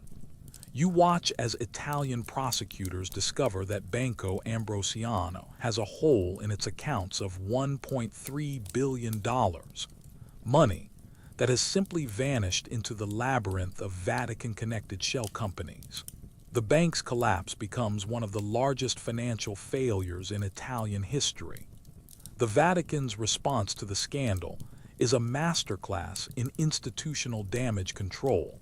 You observe how church officials initially deny any wrongdoing, then gradually admit to irregularities, while maintaining that they were victims of deception rather than willing participants in criminal activity. The Vatican's claim of sovereign immunity complicates efforts to investigate its role in the scandal. The human cost of the scandal extends far beyond financial losses. You follow the stories of ordinary investors who lose their life savings when Banco Ambrosiano collapses, and of whistleblowers who face threats and intimidation for trying to expose the truth. The scandal destroys lives and careers while enriching those at the top of the conspiracy. The investigation reveals connections to some of the most notorious criminal organizations in the world. You discover links to the P2 Masonic Lodge, a secret society that included politicians, military officers, and business leaders who used their positions to advance right-wing political agendas. The Vatican Bank becomes a tool for financing political conspiracies as well as criminal enterprises. Historians still argue about how much Pope John Paul II knew about the scandal, but the evidence suggests he was largely kept in the dark by subordinates who managed the church's finances. The Pope's focus on spiritual and political matters left him vulnerable to those who exploited his trust for personal gain. The cultural impact of the scandal is profound and lasting.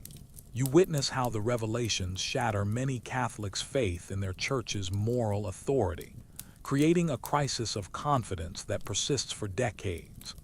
The scandal becomes a symbol of institutional corruption and the dangers of mixing spiritual authority with temporal power.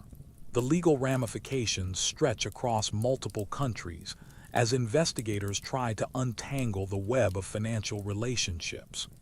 You watch as prosecutors in Italy, Switzerland, the United States, and other countries work to trace the missing money and identify the criminals who benefited from the Vatican Bank's services.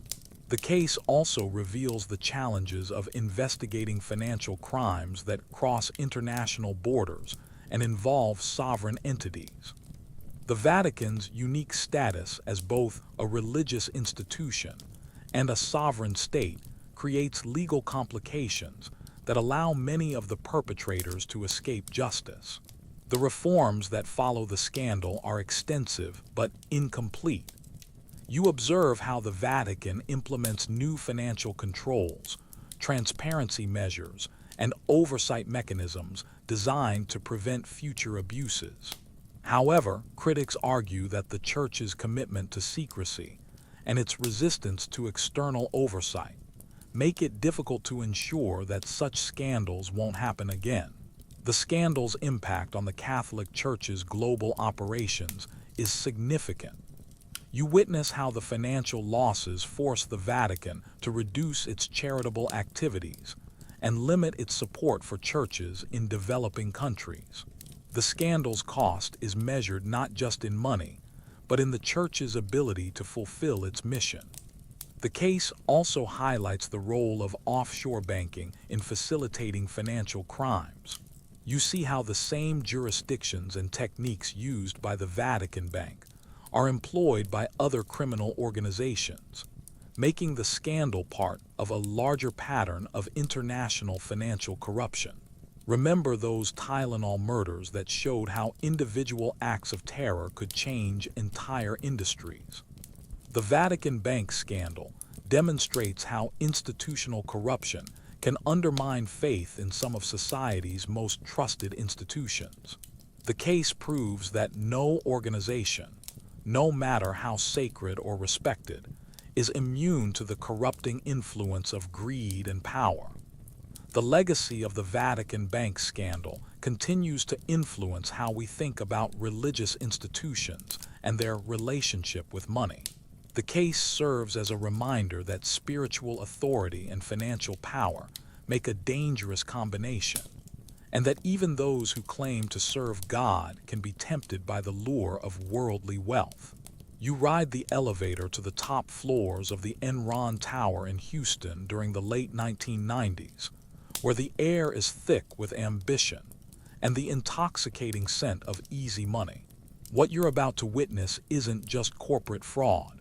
It's the systematic destruction of American capitalism's credibility. A scandal so vast and audacious that it redefines how we think about business ethics, accounting practices, and the very nature of corporate responsibility. The story begins with a company that seemed to embody everything right about American business.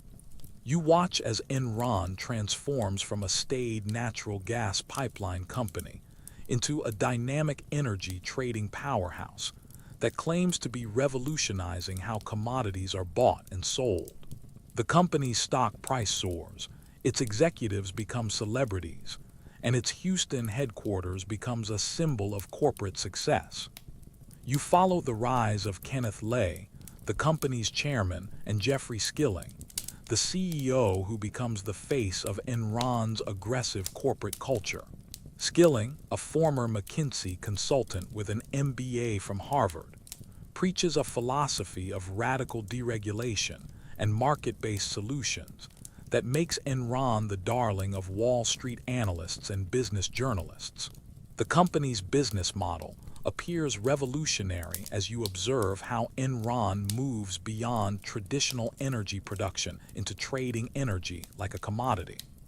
They create markets for everything from electricity to weather derivatives, positioning themselves as the middleman in transactions worth billions of dollars. The complexity of these operations makes it difficult for outsiders to understand exactly how Enron makes its money. Here's where the story becomes a masterclass in financial deception. You discover that Enron's profits are largely illusory, created through accounting tricks that would make a carnival barker proud. The company uses mark-to-market accounting to book future profits immediately, creating the appearance of explosive growth while hiding massive losses in off-balance sheet partnerships. The culture inside Enron is toxic and competitive beyond belief. You witness the company's rank and yank system, where employees are ranked against each other, and the bottom performers are fired regardless of their actual performance. This creates an environment where lying, cheating, and backstabbing become survival skills rather than moral failings. You observe how Chief Financial Officer Andrew Fastow creates a labyrinth of special-purpose entities with names like Chuco and LJM that exist primarily to hide Enron's debt and inflate its profits. These partnerships are so complex that even sophisticated investors can't understand them, which is exactly the point. Confusion becomes a tool for deception. The company's executives live like royalty, while their employees' retirement funds are tied up in Enron stock. You watch as Lay and Skilling sell millions of dollars worth of their own shares while encouraging employees to buy more, creating a situation where the people who know the most about the company's true condition are the ones profiting from its deception. The scandal begins to unravel in 2001, when you witness a series of events that expose the company's fundamental weaknesses. Skilling's sudden resignation as CEO in August 2001, citing personal reasons, sends shockwaves through the investment community. His departure seems inexplicable given Enron's apparent success, leading analysts to ask uncomfortable questions about the company's true financial condition. The investigation that follows reveals the staggering scope of the fraud. You watch as journalists, particularly at Fortune magazine and the Wall Street Journal, begin to dig deeper into Enron's finances and discover that the company's profits are built on accounting gimmicks rather than genuine business success. The more they investigate, the more the entire edifice begins to crumble. The human cost of the scandal is enormous as you follow the stories of Enron employees who lose their jobs, their retirement savings, and their faith in the American dream. Many had invested their entire 401k accounts in Enron stock, believing in the company's future based on the lies told by its executives. When the stock becomes worthless, thousands of people see their life savings evaporate overnight. The company's bankruptcy in December 2001 is the largest in American history at the time, with debts of over $31 billion. You witness how the collapse sends shockwaves through the entire economy, contributing to a recession and undermining confidence in corporate America. The scandal proves that even the most successful companies can be built on lies. The investigation reveals connections to some of the most prestigious names in American business. You discover how Arthur Andersen, one of the Big Five accounting firms, not only audited Enron's books, but also provided consulting services that created conflicts of interest. The accounting firm's complicity in the fraud leads to its own destruction, as it loses its license to practice and dissolves. Historians still argue about whether Enron was a case of isolated corporate fraud or a symptom of broader problems in American capitalism, but the evidence suggests it was both. The scandal exposes weaknesses in regulatory oversight, accounting standards, and corporate governance that had been building for years. The cultural impact extends far beyond the business world.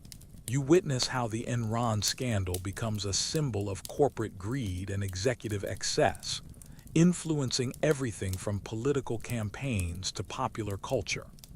The company's name becomes synonymous with corporate fraud, much like Watergate became synonymous with political scandal. The legal ramifications are swift and severe.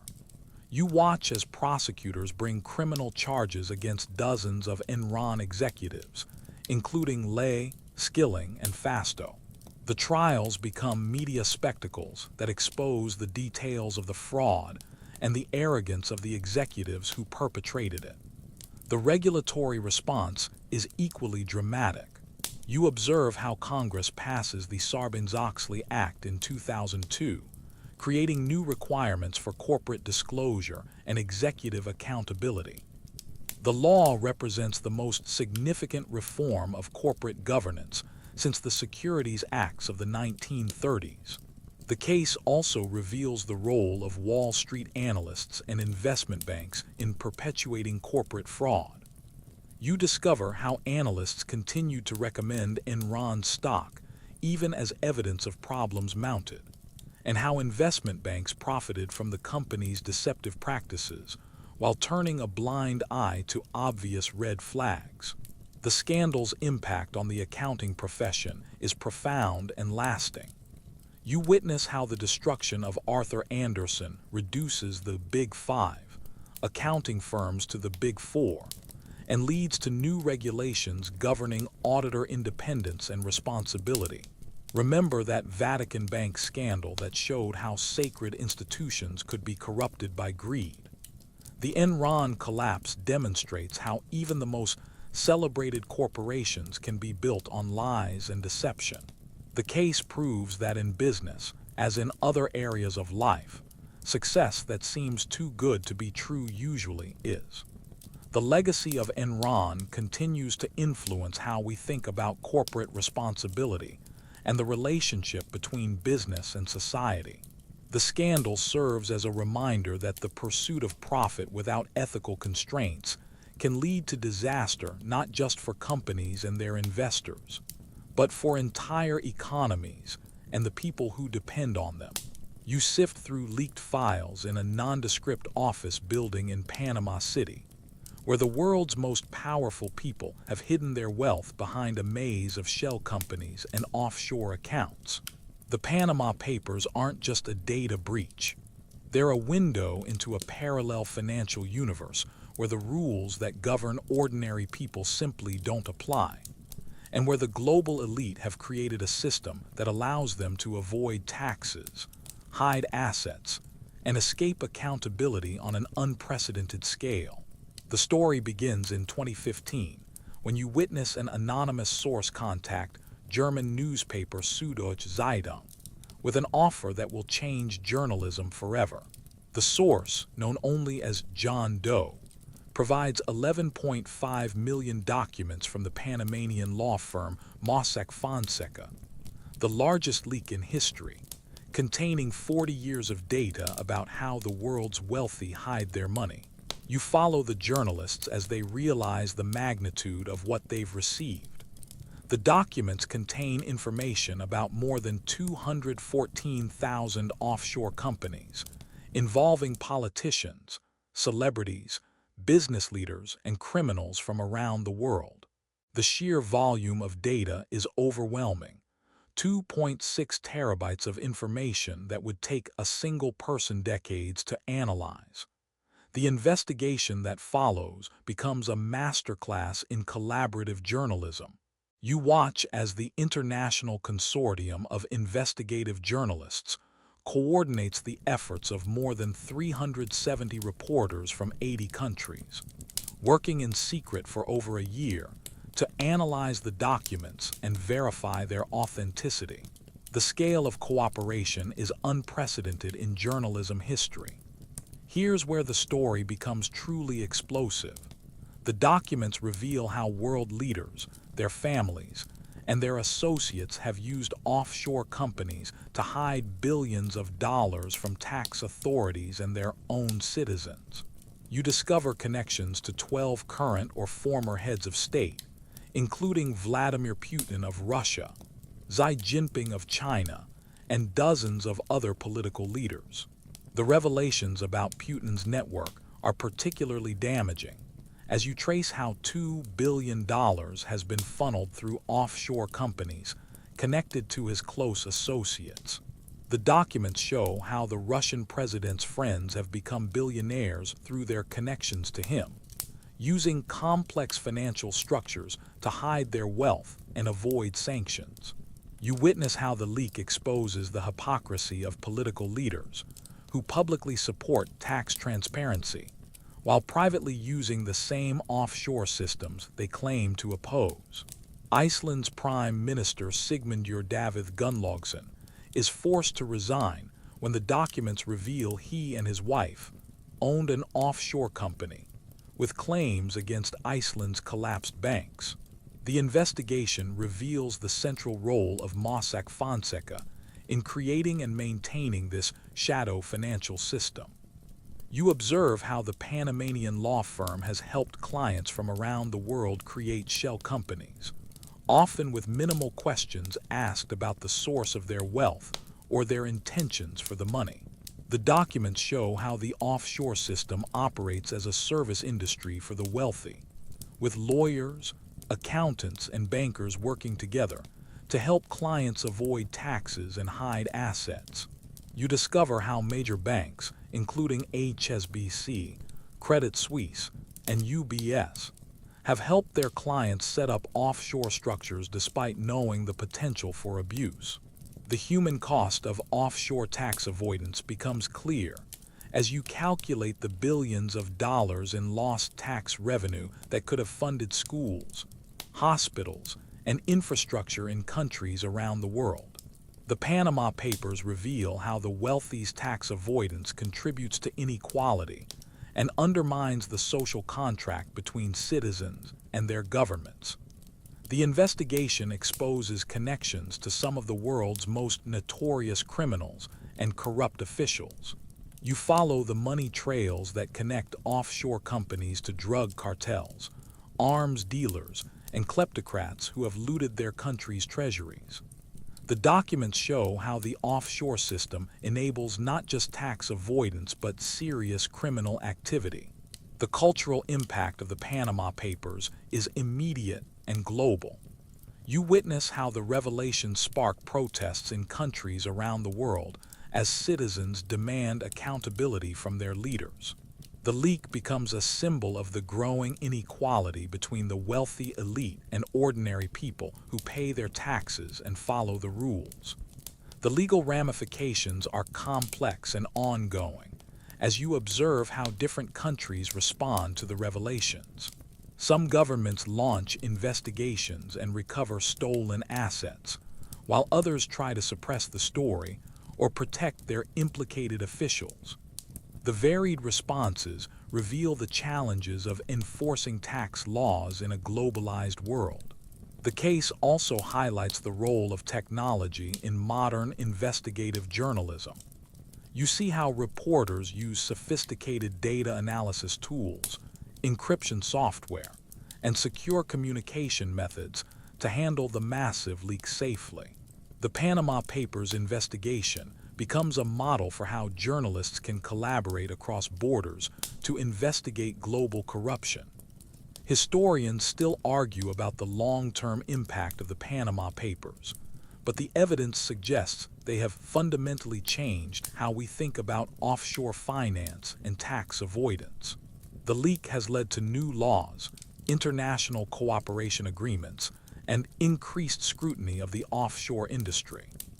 The investigation reveals the limitations of current international law in addressing global financial crimes. You observe how the complexity of offshore structures and the lack of cooperation between jurisdictions make it difficult to prosecute those involved in tax avoidance and money laundering schemes. The response from the offshore industry is swift and defensive, as you watch law firms and financial institutions try to minimize the damage from the revelations. Many argue that offshore companies have legitimate uses, and that the leak unfairly tars all offshore activity with the same brush. The case also exposes the role of professional enablers, lawyers, accountants, and bankers, who make the offshore system possible. You discover how these professionals often turn a blind eye to obvious red flags in exchange for lucrative fees, making them complicit in their clients' tax avoidance and criminal activity. The Panama Papers investigation continues to generate new revelations as you follow ongoing prosecutions and investigations around the world. The leak has led to the recovery of hundreds of millions of dollars in unpaid taxes and has resulted in criminal charges against numerous individuals. The psychological impact on the public is significant as the revelations confirm many people's suspicions about how the wealthy avoid paying their fair share of taxes. You witness how the leak contributes to growing populist movements and anti-establishment sentiment around the world. Remember that Enron scandal that showed how corporate fraud could undermine entire economies.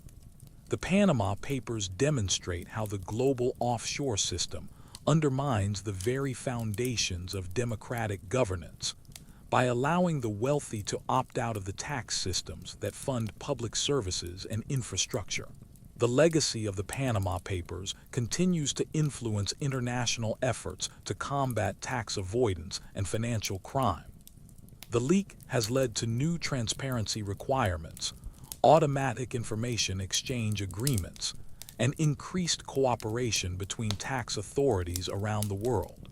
The case serves as a reminder that in the digital age, no secret is truly safe, and that the technology that enables global financial crime can also be used to expose it. The Panama Papers prove that even the most sophisticated efforts to hide wealth and avoid accountability can be undone by a single leak, and the determined efforts of investigative journalists. You descend into the heart of London's Diamond District during the Easter weekend of 2015, where a group of elderly men are about to pull off the most audacious heist in British history. The Hatton Garden safe deposit robbery isn't just a crime. It's a masterclass in old-school criminal expertise triumphing over modern security technology, proving that experience, patience, and sheer bloody-mindedness can overcome any obstacle. The story begins with a crew that reads like a retirement home's most wanted list. You meet the gang's leader, Brian Reeder, a 76-year-old career criminal known as the Master for his legendary skills in planning and executing major heists. At an age when most men are content with gardening and watching television, Reader is orchestrating what will become known as the largest burglary in English legal history. You follow the meticulous planning that goes into the operation as Reader assembles his crew of aging criminals. There's John Kenny Collins, 75, a career thief with decades of experience. Daniel Jones, 60, the group's electronics expert. Carl Wood, 58, who provides logistical support. And Terry Perkins, 67, fresh out of prison and eager for one last score. The combined age of the gang is over 300 years, making them possibly the oldest criminal crew in history. The target is the Hatton Garden Safe Deposit Company, a Victorian-era building in the heart of London's jewelry district that houses hundreds of safety deposit boxes containing millions of pounds worth of valuables. You observe how the building's old-fashioned construction and outdated security systems make it an attractive target for criminals who understand that sometimes the old ways are the best ways. The gang's preparation is methodical and thorough as you watch them case the building for months, studying the security systems, guard schedules, and building layout. They discover that the facility is protected by an aging alarm system and relies primarily on its reputation and location for security, assumptions that will prove fatally flawed. Here's where the story becomes a testament to criminal ingenuity. The gang plans to enter the building through the basement, drill through a massive concrete wall, and access the vault from below. It's a plan that requires not just courage but considerable technical skill and physical endurance, remarkable for men whose combined age exceeds 3 centuries. The heist begins on Thursday evening, April 2, 2015, as you follow the gang into the building through a fire escape door.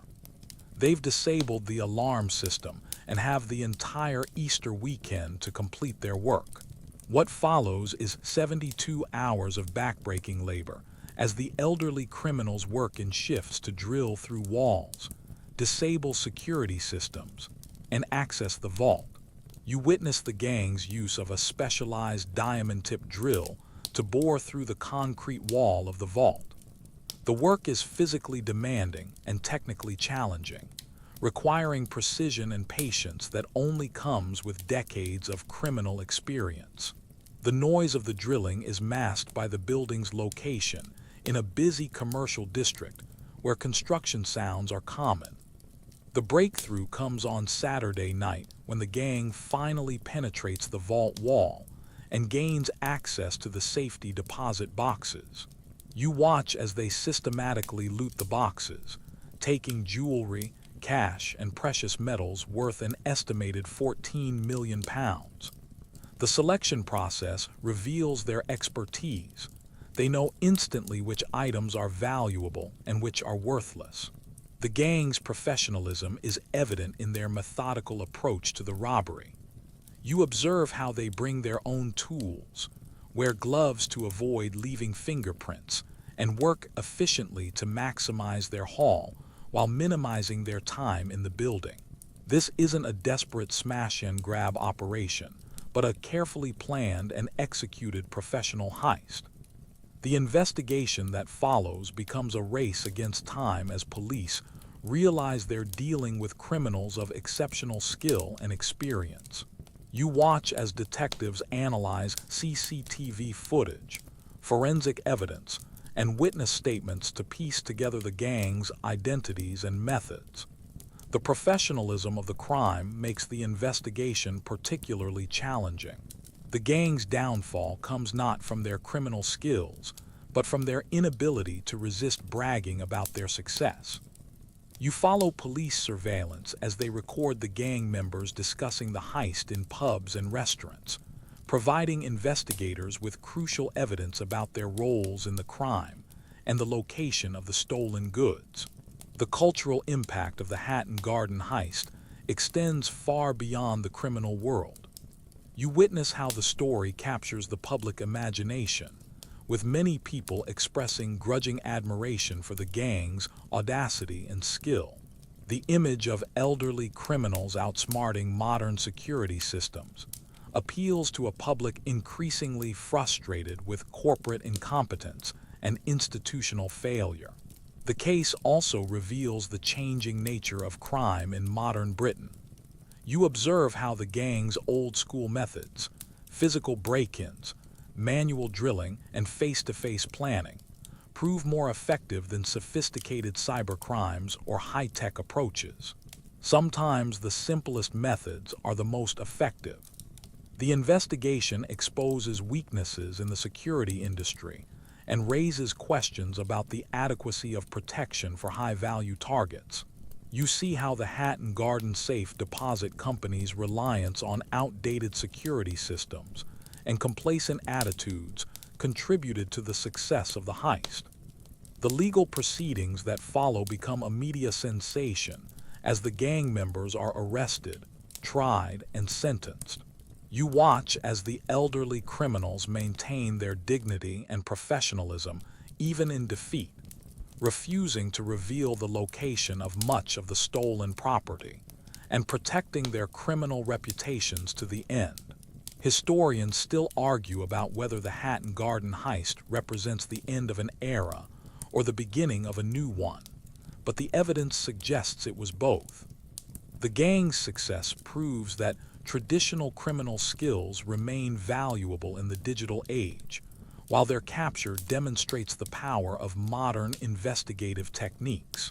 The human cost of the crime extends beyond the financial losses to include the emotional trauma of victims who lost irreplaceable family heirlooms and sentimental items.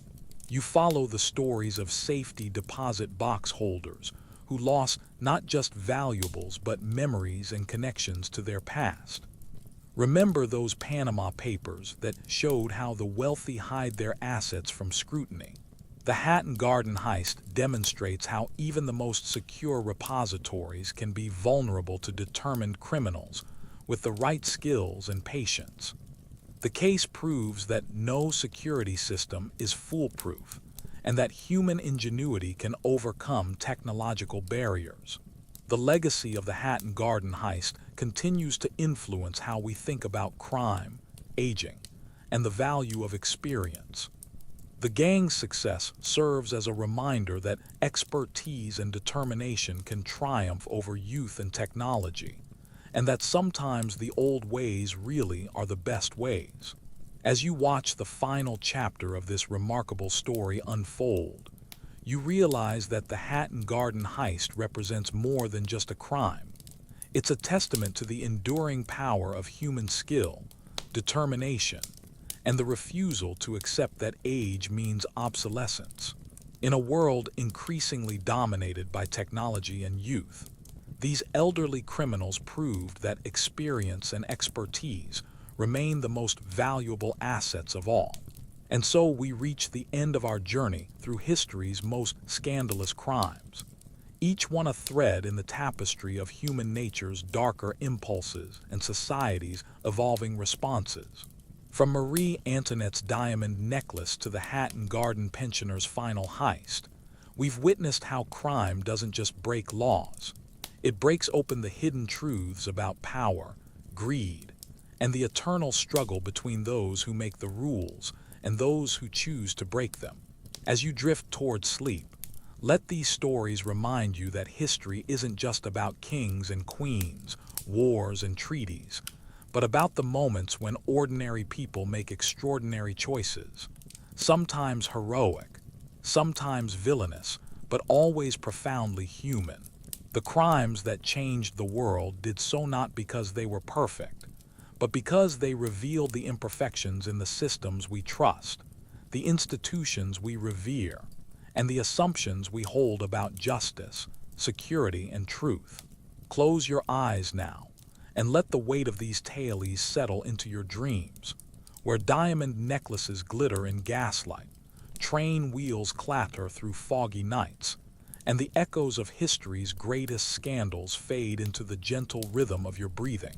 Sleep well, knowing that tomorrow's headlines may well contain the seeds of the next crime that changes everything. Sweet dreams.